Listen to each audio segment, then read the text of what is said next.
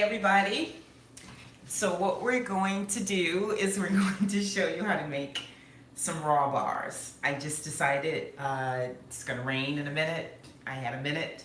I need to be chopping up my stuff for my salad, but I soaked and sprouted quinoa like a week ago. I put it in the refrigerator. I didn't drain it completely. That's why I was just smelling it to see if it's okay. It's okay, but it's about time to use it. So I got some really good bars a couple of weeks ago. They had quinoa, almonds, and some other stuff in it. It was a clean bar. I went online to see if I can order a case. Nice, clean energy bar, $4 a bar, and they're clean ingredients, but they're cooked. And so after a while, for me, if I eat an energy bar, I'm gonna have 4 energy bars. So want to do it as clean as possible to get the maximum amount of nutrients. So whenever you sprout and soak something, what you're doing, think with me for a moment. You know, we love the teaching moments. So we've soaked and sprouted the quinoa. So most of you already know that quinoa in and of itself has really good nutrient value. So when you soak it, and quinoa is probably a little different than anything else because they're such a fussy little seed and they're so small you can't really see. But if you were to zoom in, and no one's here to zoom in for me, you could see that it's just puffier. But if you were to take, say, a chickpea or some other type of bean, when you begin to soak and sprout, it actually begins to grow a tail.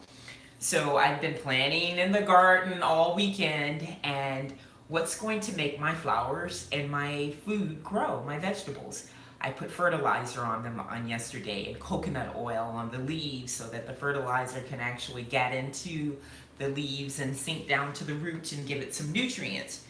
So whenever that happens, there's a process that's taking place, and that's a live process. So that's all we want to do when we talk about live raw food, is we want to bring it back to life. When we bring it back to life, we actually quadruple almost the nutrient value.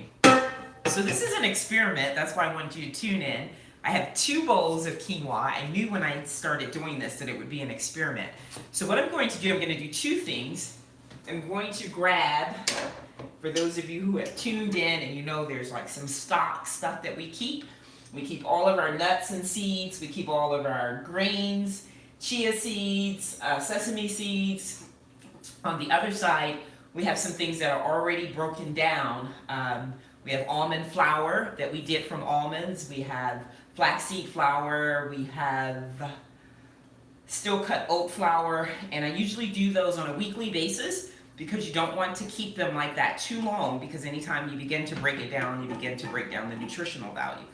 But what I'm going to do, I'm going to do some with just chopped almonds, and then I'm going to use some almond powder in the other one. But I just want you to get into the habit of knowing how to do raw, how to do whatever you want to do. So we started boot camp last week. Yay for the people that came out learning how to do push-ups, pull-ups, getting them strong. So this is actually going to be a link that I send to them so that they know some of the things that they're going to need in order to just get their bodies going in terms of just having that energy to keep doing those jumping jacks. We're going to up the ante every week. So without having to think too much, this is how we get started. This is like throw something together, basics 101.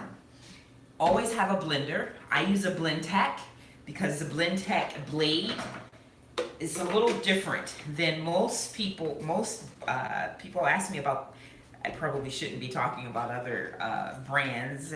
I just prefer the Blendtec.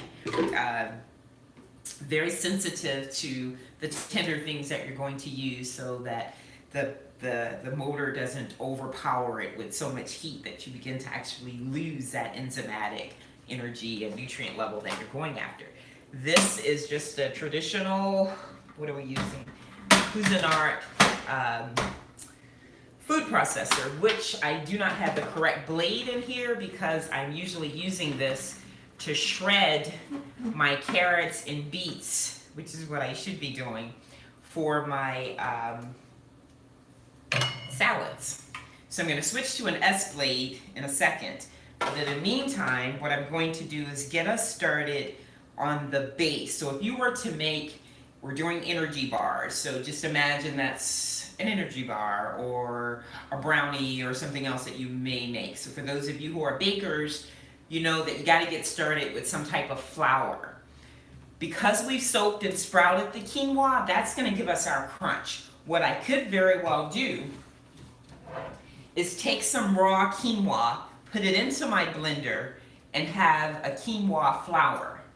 We're not going to do that today because we've already soaked and sprouted that. But what we are going to do is use a little almond flour, and we're going to use some sesame seed flour. I love to use sesame seed flour when I'm doing cookies and things like that because it has an oily base to it, and so that kind of helps gel the things together. But sesame seeds are 22% protein. I know Davon Kidd is always tuning in. So Davon is a real workaholic in the gym. He's always trying to get those muscles going. That protein value is huge. A lot of people are using the whey protein.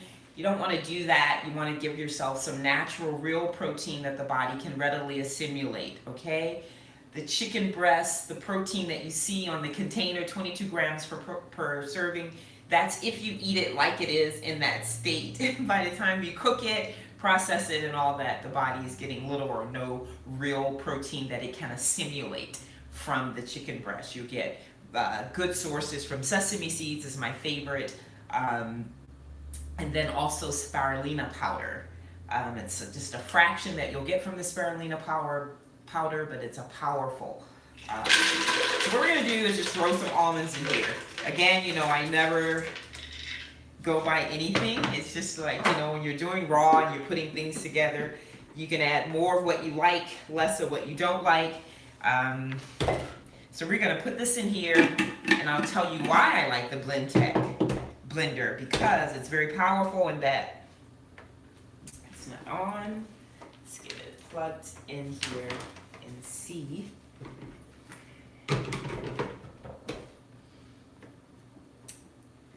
Okay, that's live video for you. I'm not sure what's going on with the blender. So while we find out what's going on with my blender, I have it plugged in. The last time I actually used it, something was happening. Don't say that's why you don't want to get a Blendtec. I'm gonna actually plug it in over here while I look for the S blade, and then let me just put some of this together for you. So I'm gonna show you what the base is gonna be, and then we'll deal with that in a second. So we're gonna use some quinoa, and I'm just going to scrumble around and not put so much of the water in. So that's going to give us some texture. Whenever you're doing anything, you're always going to be concerned about the texture. Another reason I want to make this today is because when I made raw peanut butter cookies a couple of weeks ago, they didn't have any raw cashew butter. So you went to the store and they had cashew butter, but be careful because if you look at the ingredients, it had roasted cashews. So I want to get rid of this because it only lasts about 2 to 3 weeks. And I'm sure if you can hold on to it longer, I mean, you could hold on to it longer if you wanted to.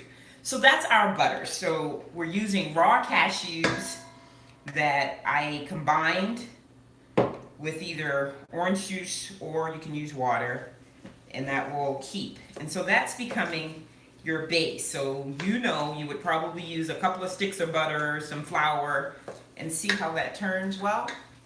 So that is going to be our base. Remember I said I was going to try 2 different versions here. Both versions will have the sprouted quinoa and the butter. So we'll do the other one at the same time.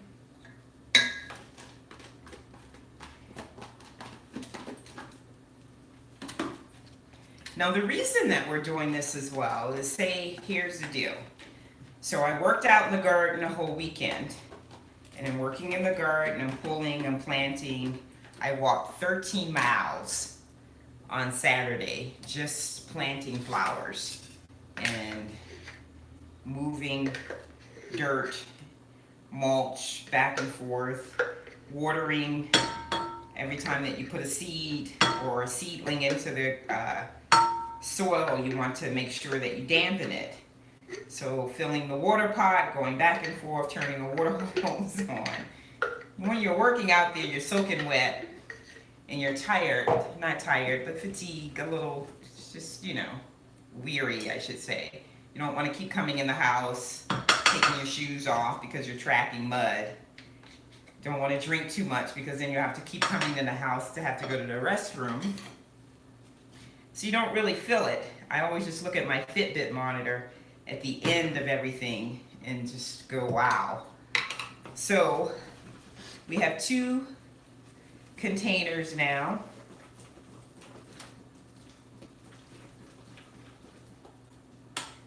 With the butter and the quinoa.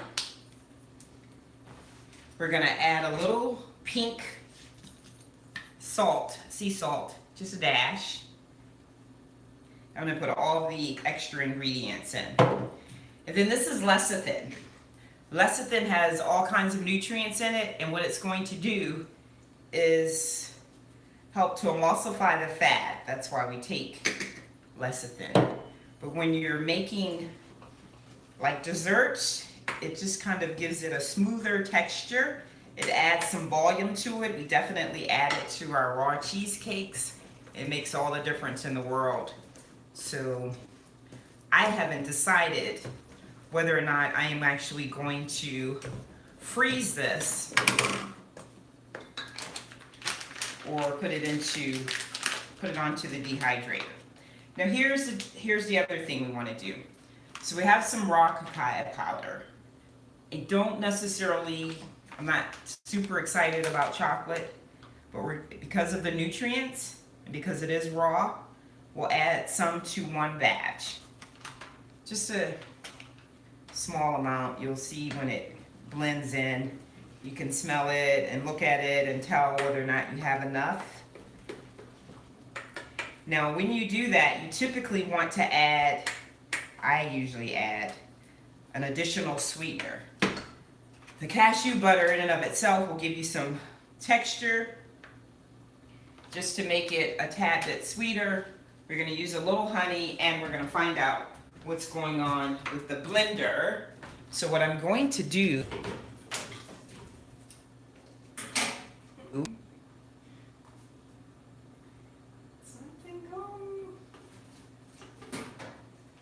so whoa, that is not good. I just found out that the blender is not working. That is so uncool because I just blended something. There's something going on. I just am not thinking because it's been a long day. So that's really, I put it in the other plug just because I thought maybe something was going on with this plug because I have all these 3. Wow, I'm just like so, this is not good. This is so not good for me not to have a blender. So we're going to put that to the side and get the S blade.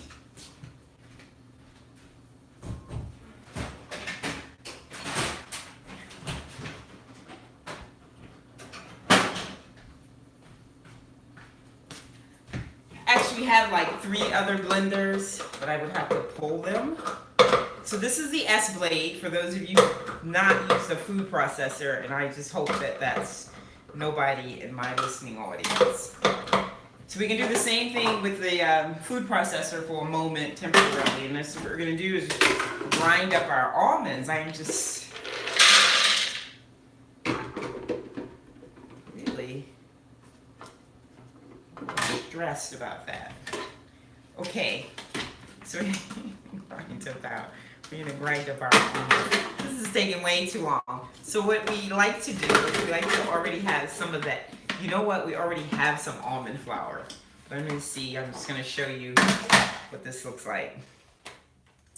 It needs to be plugged in.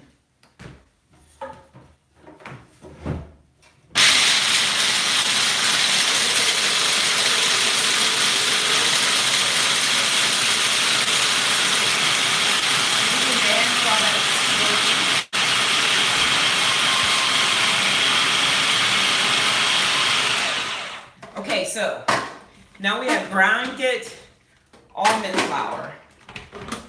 See? We're gonna put that in with our cashew butter, our chocolate, and that's about the texture that we want it to be. So what gives us energy from this? It would be the nuts. The nuts have lots of stuff in it. See, now it's getting a little thick.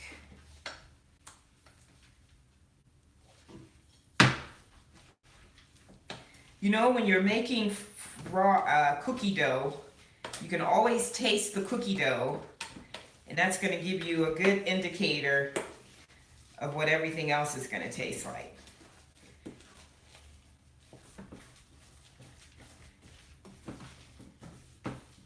I wanted it to have more of a clean, just a very clean taste to it, so I wasn't going to add any raisins or anything like that. I just want to do a very basic energy bar, showing you that all you need are a couple of ingredients. We have that texture.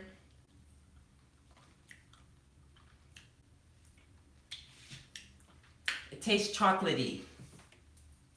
So you have to figure these things out. So it's got a little bit too much of a chocolate tart thing going on. So I'm going to add some raw honey to it. Just a little bit because it's a small batch. And then I'm going to put that sesame seed flour a little in it. And these are simply sesame seeds that have been ground down to a flour.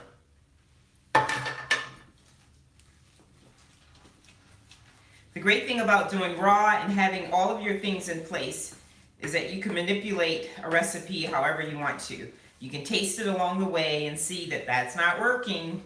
That was actually working okay. For those of you who are into chocolate, you probably would love it. I'm not a big chocolate person. A white chocolate. I like white chocolate.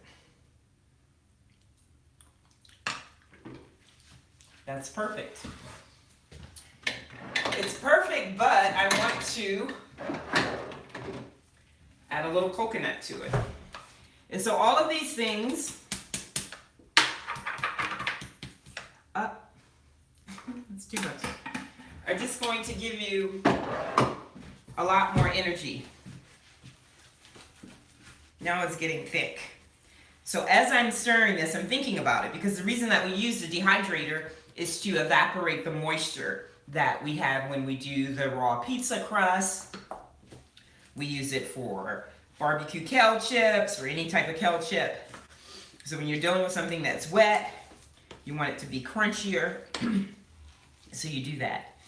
I think this is going to be really something spectacular.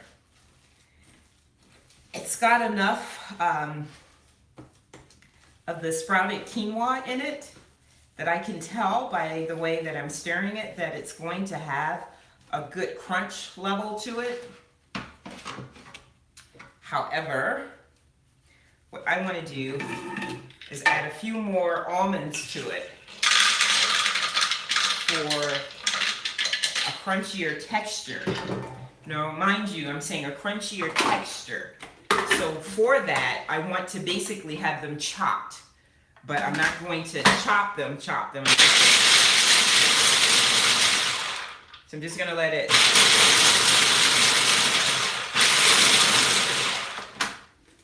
so that I have some that are large. Some large pieces. I'm just going to put a few in here. And that's going to give it a really nice texture. You know how when people want something to snack on, they want something sweet, they want something crunchy. The other one I'm going to experiment with, but this is pretty much done. Now without the hiccup, and that's the reason that we're starting to do some of these live on our own YouTube channel. When we do Facebook Live, we don't own the property. And so if I want to send a link to someone that I know it's not on Facebook, it doesn't work. So what I'm going to do is just put them into these containers. And I'm going to end up slicing them in like 2x2s. And because of the texture, because it tastes really good, what I'm going to do is simply put this into the freezer. I'm going to cover it with a piece of cellophane, and I'm going to freeze it for about an hour or two. It's going to stiffen, and then I'm going to come back and slice them, and then we're going to eat them. So we're going to fill all of these, and then we're going to maybe add some raisins and cranberries to the other batch that I used no chocolate. So this one just has the quinoa and the coconut butter. We'll add maybe some steel cut oats flour to it, maybe some raw cane sugar to it, and some raisins and cranberries, and maybe some walnuts. And we'll do the same thing. We'll stir it up.